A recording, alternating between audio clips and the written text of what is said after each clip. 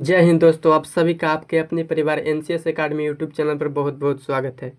तो आज हम आप सभी के लिए क्लास 10th का फिजिक्स चैप्टर 2 जिसका नाम है मानव नेत्र तथा रंग बिरंगा संसार, इस चैप्टर से जो भी वीवीआई ऑब्जेक्टिव प्रश्न बनते हैं वो सारे प्रश्न को इस वीडियो के माध्यम से हम लोग देखने वाले हैं। इस चैप्टर से जितना भी वीवीआई ऑब्जेक्टिव प्रश्न बनेंगे वो सभी प्रश्न को इस वीडियो में हम लोग देख लेंगे, यानी वन शॉट होने वाले हैं। पूरा चैप्टर का निचोड़ हम इस वीडियो में लेकर आए हैं, तो आप लोग इस वीडियो को बहुत ध्यान से देखिएगा। और चलते हैं हम अपना आज का पहला प्रश्न पर। तो आप सभी के सामने आज का हमारा पहला प्रश्न है कि मानव नेत्र के किस भाग पर किसी वस्तु का जो है प्रतिबिंब बनाते हैं। यानी मानव नेत्र के किस भाग पर किसी वस्तु का प्रतिबिंब बनता है। कॉर्निया पर बनता है, परितारिका पर बनता है, पुतली पर बनता है, या रेटिना या दृष्टिपटल। तो मानव नेत्र के किस भाग पर प्रतिबिंब बनता है, तो रेटिना या दृष्टिपटल पर बनता है। यानी ऑप्शन नंबर डी आपका बिल्कुल सही जवाब हो जाएगा।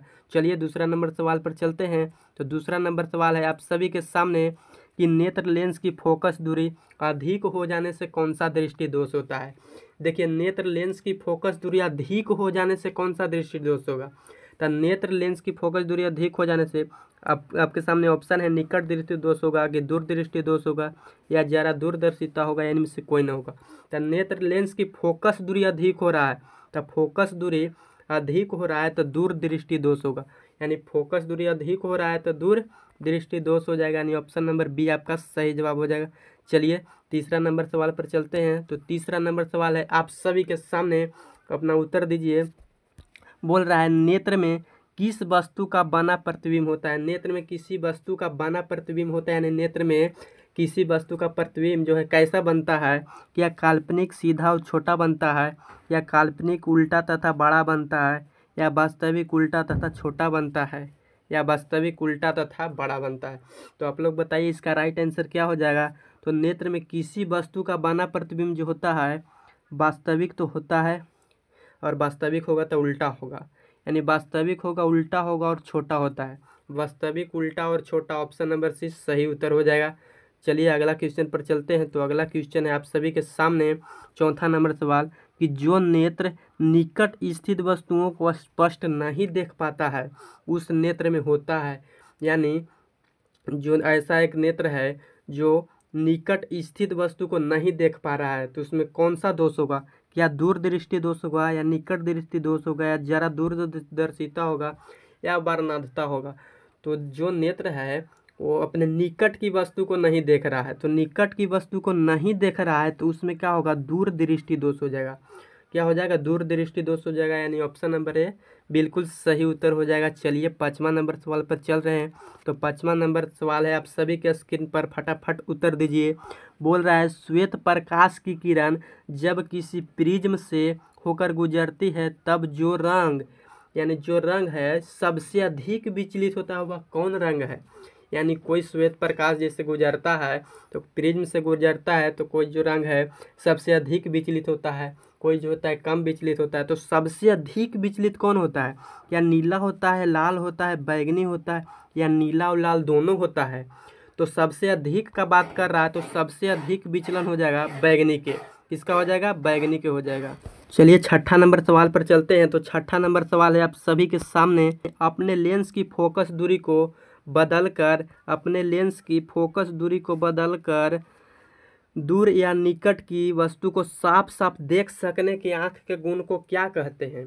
यानी अपने जो फोकस दूरी होता है उसको बदलकर दूर स्थित या निकट स्थित वस्तु को हम लोग साफ साफ देख सकने की जो गुण होता है उसको क्या कहेंगे। क्या दूरदर्शिता कहेंगे, या असमंजन क्षमता कहेंगे, या निकट दृष्टि दोष कहेंगे, या जरा दूरदर्शिता कहेंगे। तो आँख के जो है फोकस दूरी को हम लोग बदल के, यानी उसका जो है दूर स्थित वस्तु या निकट स्थित वस्तु को साफ साफ देख लेते हैं, तो इसको बोलते हैं समंजन क्षमता। इसको क्या बोलते हैं, समंजन क्षमता बोलते हैं। यानी ऑप्शन नंबर बी बिल्कुल सही जवाब हो जाएगा। चलिए सातवां नंबर सवाल पर चलते हैं। तो सातवां नंबर सवाल है आप सभी के सामने कि जरा दूरदर्शिता से पीड़ित व्यक्ति का उपचार किस प्रकार के लेंस से किया जाता है। यानी जरा दूरदर्शिता से पीड़ित जो व्यक्ति होते हैं उसका उपचार किस लेंस से किया जाता है। यानी किस लेंस, मतलब हम उसको बोल सकते हैं कि किस लेंस का उपयोग करेंगे उनके चश्मों में, क्या अबतल हो जाएगा या बाइफोकल हो जाएगा, अभिसारी हो जाएगा, अभिसारी हो जाएगा, यानी किस लेंस से हम दूर करेंगे। तो जरा दूरदर्शिता यानी बाइफोकल लेंस से दूर करेंगे, यानी ऑप्शन बी आपका सही जवाब हो जाएगा। चलिए 8वां नंबर सवाल पर चलते हैं। तो 8वां नंबर सवाल है आप सभी के स्क्रीन पर कि एक स्वस्थ मानव नेत्र के लिए निकट तथा दूर बिंदु क्रमशः होते हैं। यानी एक स्वस्थ आँख के लिए, मानव नेत्र के लिए जो है निकट बिंदु और दूर बिंदु कितना होता है, क्या 0 और 25 होगा, 0 और 25 मीटर होगा, क्या 0 और अनंत हो जाएगा, क्या 25 सेंटीमीटर और 250 सेंटीमीटर होता है, या 25 सेंटीमीटर और अनंत हो जाएगा। तो आप लोग देखिए निकट पूछ रहा है, तो निकट के लिए कितना हो जाएगा, तो निकट के लिए 25 सेंटीमीटर हो जाएगा और दूर के लिए क्या होता है, अनंत होता है। यानी ऑप्शन नंबर डी बिल्कुल सही जवाब लग रहा है, यानी ऑप्शन नंबर डी बिल्कुल सही उत्तर हो जाएगा। चलिए 9वां नंबर सवाल पर चलते हैं। तो 9वां नंबर सवाल है आप सभी के सामने कि जो नेत्र दूर स्थित वस्तुओं को स्पष्ट नहीं देख पाता उस नेत्र में होता है। यानी ऐसा नेत्र है जो दूर स्थित वस्तु को नहीं देख रहा है। तो क्या दूर दृष्टि दोष होगा, क्या निकट होगा, क्या जरा दूर दृष्टिता होगा या बर्धनाता होगा। तो आप लोग बताइए इसका सही उत्तर क्या हो जाएगा। यानी दूर की वस्तु को नहीं देख रहा है, तो दूर की वस्तु को नहीं देख रहा है तो क्या हो जाएगा, निकट दृष्टि दोष हो जाएगा। यानी 9 के ऑप्शन नंबर बी बिल्कुल सही जवाब हो जाएगा। चलिए 10वां नंबर सवाल पर चलते हैं। तो 10वां नंबर सवाल है आप सभी के सामने कि किस दृष्टि दोष में किसी वस्तु का प्रतिबिंब रेटिना के आगे बनता है। रेटिना के मतलब आगे ही बन जाता है प्रतिबिंब। क्या निकट दृष्टि दोष में, क्या दूर दृष्टि दोष में, या जरा दूरदर्शिता में, या इनमें कोई में नहीं। तो किस दृष्टि दोष में जो है किसी वस्तु का प्रतिबिंब जो है ना ये रेटिना के आगे ही बन जाता है। तो रेटिना के आगे किस में बन सकता है, तो आप लोग देख सकते हैं रेटिना के आगे बन सकता है। तो रेटिना के आगे बनेगा, तो रेटिना के आगे बनेगा किस में, निकट दृष्टि दोष में बनेगा। रेटिना के आगे किस में बनेगा, निकट दृष्टि दोष में बनेगा। ऑप्शन नंबर ए बिल्कुल सही जवाब हो जाएगा। चलिए 11वां नंबर पर सवाल पर चलते हैं। तो 11वां नंबर सवाल है आप सभी के सामने कि नेत्र की समंजन क्षमता कम हो जाने से उत्पन्न होता है। नेत्र की समंजन क्षमता जो है कम हो जाएगा तो कौन दोष मतलब उत्पन्न होगा, कौन दोष उत्पन्न होगा, या निकट दृष्टि दोष होगा, क्या दूर दृष्टि दोष होगा, क्या जरा दूरदर्शिता होगा, या बर्धनाता होगा। तो समंजन क्षमता मतलब कम हो रहा है, तो समंजन क्षमता कम हो रहा है तो जरा दूरदर्शिता हो जाएगा। यानी ऑप्शन नंबर सी सही जवाब हो जाएगा। चलिए 13 नंबर सवाल पर चलते हैं। तो 12वां नंबर, चलिए 12 नंबर पर सवाल पर चलते हैं। तो 12 नंबर सवाल है आप सभी के सामने कि दृश्य प्रकाश में किस वर्ण का तरंग दर जो होता है सबसे अधिक होता है। यानी दृश्य प्रकाश जो होता है उसमें किस वर्ण का तरंग दर सबसे अधिक होता है, क्या बैगनी के होता है, लाल के होता है, नीला के होता है, पीला के होता है। तो किसका हो जाएगा, यानी लाल का जो हो जाएगा तरंग दर सबसे अधिक हो जाएगा। चलिए 13 नंबर सवाल पर चलते हैं।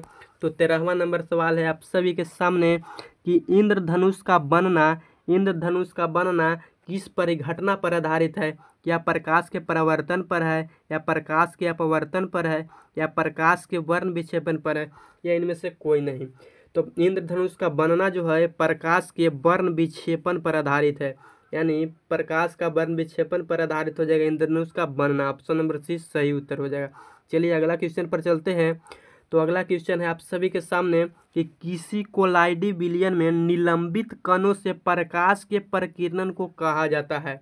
किसी कोलाइडी विलयन में निलंबित कणों से प्रकाश के प्रकीर्णन को क्या कहा जाता है। क्या वायुमंडलीय प्रभाव कहा जाता है, या टिंडल प्रभाव कहा जाता है, किंडल प्रभाव कहा जाता है, क्या क्विंटल प्रभाव कहा जाता है। तो क्विंटल और पसेरी की यहाँ कोई बात नहीं है। यानी किसी कोलाइडी विलयन को निलंबित प्रकाश के प्रकीर्णन को क्या कहेंगे, तो टिंडल प्रभाव कहेंगे। यानी ऑप्शन नंबर सी बिल्कुल सही उत्तर हो जाएगा। चलिए 15वां नंबर सवाल पर चलते हैं। तो 15वां नंबर सवाल है आप सभी के सामने कि निकट दृष्टि दोष वाले व्यक्ति के चश्मे में होता है। देखिए निकट दृष्टि दोष वाले व्यक्ति के चश्मे में पूछ रहा है क्या उत्तल लेंस होगा, क्या अवतल होगा, या बेलनाकार होगा, इनमें से कोई नहीं होगा। तो बताइए कि निकट दृष्टि दोष वाले व्यक्ति के चश्मे में क्या होगा जी। तो निकट दृष्टि दोष वाले में अवतल लेंस होगा। यहाँ पर आपको हम बता दे रहे हैं एक ट्रिक। देखिए निकट दृष्टि दोष पूछ रहा है, दूर दृष्टि दोष पूछ रहा है। तो दूर के लिए होता है क्या, दूर के लिए उत्तल, दूर के लिए उत्तल लेंस, और क्या निकट के लिए, तो निकट के लिए क्या हो जाएगा, तो निकट के लिए होता है अवतल, निकट के लिए क्या होता है अवतल होता है। तो यहाँ पर आप लोग देख सकते हैं इसमें कितना है 2 गो, इसमें इसमें कितने 3 अक्षर है, इसमें कितना 2 अक्षर है, इसमें देखेंगे तो 3 अक्षर है, इसमें कितना 4 अक्षर है। तो यहाँ पर आप लोग देख सकते हैं कि दूर जो निकट है 3 अक्षर वाला 4 अक्षर से और 2 अक्षर वाला 3 अक्षर से, यानी इसको हम ऐसे ट्रिक से याद कर सकते हैं। चलिए 16वां नंबर पर सवाल पर चलते हैं। तो 16वां नंबर सवाल है आप सभी के सामने, बोल रहा है कि निम्न में से किस दृष्टि दोष में नेत्र को क्रिस्टलीय लेंस धुंधला अपारदर्शी हो जाता है? क्या निकट दृष्टि दोष में होता है, मोतियाबिंद में होता है, दीर्घ दृष्टि दोष में होता है, या जरा दूरदर्शिता में होता है? तो क्रिस्टलीय लेंस धुंधला अपारदर्शी हो जाएगा, मोतियाबिंद में हो जाएगा, यानी ऑप्शन नंबर बी आपका सही जवाब हो जाएगा। चलिए 17वां नंबर सवाल पर चलते हैं। तो 17वां नंबर सवाल है आप सभी के सामने कि स्पेक्ट्रम प्राप्त करने के लिए किसका उपयोग किया जाता है? यानी स्पेक्ट्रम प्राप्त करने के लिए किसका उपयोग करेंगे? या कांच की सिल्ली के करेंगे, कि अवतल दर्पण के करेंगे, कि उत्तल लेंस के करेंगे, या प्रिज्म के करेंगे? तो स्पेक्ट्रम प्राप्त करने के लिए किसका उपयोग करते हैं जी?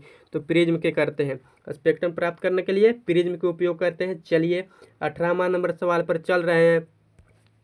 तो 18वां नंबर सवाल है आप सबके सामने, बोल रहा है दीर्घ दृष्टि के निवारण के लिए उपयोग किया जाता है। यानी दीर्घ दृष्टि के निवारण के लिए हम किसका उपयोग करेंगे? कौन लेंस के करेंगे? गोलीय बेलनाकार लेंस के करेंगे, कि उत्तल लेंस के करेंगे, समतलोत्तल के करेंगे, या अवतल लेंस के करेंगे? तो दीर्घ दृष्टि दोष के निवारण करना है, तो दीर्घ दृष्टि दोष के निवारण करने के लिए हम लोग उत्तल लेंस का उपयोग करेंगे, यानी ऑप्शन नंबर बी आपका सही जवाब हो जाएगा। तो चलिए अगला नंबर सवाल पर चलते हैं। तो आगे है 19वां नंबर सवाल। 19वां नंबर सवाल है आप सभी के सामने, बोल रहा है प्रकाश के किस रंग का तरंग दर सबसे कम होता है जी? यानी प्रकाश के किस रंग का तरंग दर जो होगा सबसे कम होगा? तो आप लोग बताइए, आप लोग को याद होगा कि बैजाहनी या पिनाला इसका ट्रिक है। तो देख सकते हैं बैगनी जो होता है इसका विचलन अधिक होता है, विचलन का होता है अधिक होता है, और इसका तरंग दर्ज का होता है अधिक होता है, यानी इसका विचलन कम हो जाएगा, इसका विचलन अधिक हो जाएगा। तो आप लोगों से पूछा है कि प्रकाश के किस रंग का तरंग दर सबसे कम होता है, यानी तरंग दर कम बोल रहा है तो बैगनी के हो जाएगा, अगर विचलन अधिक बोलता तो बैगनी के भी आंसर हो जाता, लेकिन बोल रहा है क्या तरंग दर्ज कम, तो तरंग दर्ज कम बैगनी के हो जाएगा, और तरंग दर्ज अधिक बोलता तो किसका हो जाता? लाल के हो जाता। यानी चलिए इस 19वां नंबर सवाल के ऑप्शन नंबर ए बिल्कुल सही जवाब हो जाएगा। चल रहे हैं अगला क्वेश्चन पर, 20वां नंबर सवाल पर। तो 20वां नंबर सवाल है आप सभी के सामने, बोल रहा है कि आँख व्यवहार होता है, यानी आँख में जो है ना कैसा लेंस की व्यवहार होता है? क्या अवतल दर्पण के व्यवहार होता है? बिल्कुल जी नहीं। क्या उत्तल लेंस की तरह होता है या अवतल दर्पण की तरह होता है? यानी आँख जो व्यवहार करता है उत्तल लेंस की तरह होता है, यानी उत्तल लेंस की तरह आँख व्यवहार करता है। तो चलिए 20वां के बी हो गया। 21वां नंबर पर सवाल पर चलते हैं। तो 21वां नंबर सवाल है आप सभी के स्क्रीन पर, इसका उत्तर बताइएगा कि इनमें से कौन व्यक्ति नेत्रदान कर सकता है? यानी कौन कौन व्यक्ति है जो नेत्रदान कर सकता है? तो आप लोग देख सकते हैं ऑप्शन ए है कि संक्रामक रोग से पीड़ित, ऑप्शन बी है मधुमेह का रोगी, ऑप्शन सी है दमे का रोगी। यानी देख सकते सब रोगी है। तो यहाँ देखेंगे कि संक्रामक रोग से पीड़ित ये जन्मे से होता है, यानी ई तो नेत्रदान नहीं कर सकता है, क्योंकि अगला व्यक्ति में भी हो सकता है। मधुमेह का रोगी तो नेत्रदान कर सकता है, दमे का रोगी ये भी नेत्रदान कर सकता है, यानी ऑप्शन डी देखेंगे हम लोग। तो ऑप्शन डी में क्या देख रहे हैं कि बी और सी दोनों, यानी बी मधुमेह वाला भी हो जाएगा और दमा वाला भी हो जाएगा, यानी ऑप्शन नंबर डी आपका बिल्कुल सही जवाब हो जाएगा। तो चलिए 22वां नंबर पर सवाल पर चल रहे हैं। तो 22वां नंबर सवाल है आप सभी के स्क्रीन पर, इसका उत्तर बताइएगा कि एक साधारण प्रिज्म कितने सतहों से घिरा होता है? यानी एक साधारण प्रिज्म है वो कितने सतहों से घिरा होगा? क्या 6 से होता है, कि 4 से होता है, कि 5 से होता है, कि 3 से होता है? तो आप लोग को पता होगा ये बहुत ही आसान क्वेश्चन है कि एक प्रिज्म जो होता है कितने सतहों से घिरा होता है? तो 5 सतह से घिरा होता है, यानी ऑप्शन नंबर सी आपका बिल्कुल सही जवाब हो जाएगा। चलिए 23वां नंबर पर सवाल पर चलते हैं। तो 23वां नंबर सवाल है आप सभी के सामने कि सिग्नलों की व्याख्या कहाँ होती है? क्या मस्तिष्क में होती है, क्या पुतली में होती है, क्या रेटिना में होती है, कॉर्निया में होती है? तो सिग्नल की सारी व्याख्या मेरे भाई होती है वो मस्तिष्क में होता है, यानी सिग्नल के सारे व्याख्या कहाँ होता है? तो मस्तिष्क में होता है, ऑप्शन नंबर ए बिल्कुल सही जवाब हो जाएगा। चलिए 24वां नंबर सवाल पर चलते हैं। तो 24वां नंबर सवाल है आप सभी के सामने कि पुतली के साइज को नियंत्रित करने वाला गहरा पेशीय डायफ्राम क्या कहलाता है? क्या परितारिका कहलाता है, या अभिनेत्र लेंस कहलाता है, या नेत्र पटल कहलाता है, या दृश्य या रेटिना कहलाता है? तो पुतली के साइज को नियंत्रित करने वाला क्या कहलाएगा? परितारिका, या इसका नाम ही कुछ है आइरिस, यानी परितारिका या आइरिस आपका सही जवाब हो जाएगा, यानी ऑप्शन नंबर ए सही हो जाएगा। चलिए अब आज का अपना लास्ट सवाल पर चलते हैं, 25वां नंबर सवाल पर। तो 25वां नंबर सवाल है आप सभी के सामने कि आँख में प्रवेश करने वाले प्रकाश की मात्रा को नियंत्रित करता है। जो आँख में हम लोग के प्रकाश प्रवेश करता है उसकी मात्रा को कौन नियंत्रित करता है? क्या परितारिका करता है, या पचमाभी पेशियां करता है, कि पुतली करता है, कि लेंस करता है? तो आँख में जो प्रवेश करने वाली प्रकाश की मात्रा होता है वो कितना प्रवेश कराना है उस सभी नियंत्रित कौन करता है? तो परितारिका करता है। कौन करता है? तो परितारिका करता है, यानी ऑप्शन नंबर ए बिल्कुल सही जवाब हो जाएगा। तो चलिए आज का हमारा अंतिम प्रश्न था, तो आप लोग बताइए लास्ट में कमेंट करके कि 25 में से आप लोग का कितना प्रश्न अच्छा से आप लोग सही कर पाएँ। तो 25 में से कितना प्रश्न सही कर पाएँ आप लोग कमेंट बॉक्स में ज़रूर बताइएगा। चलिए आज के लिए सभी को बाय बाय।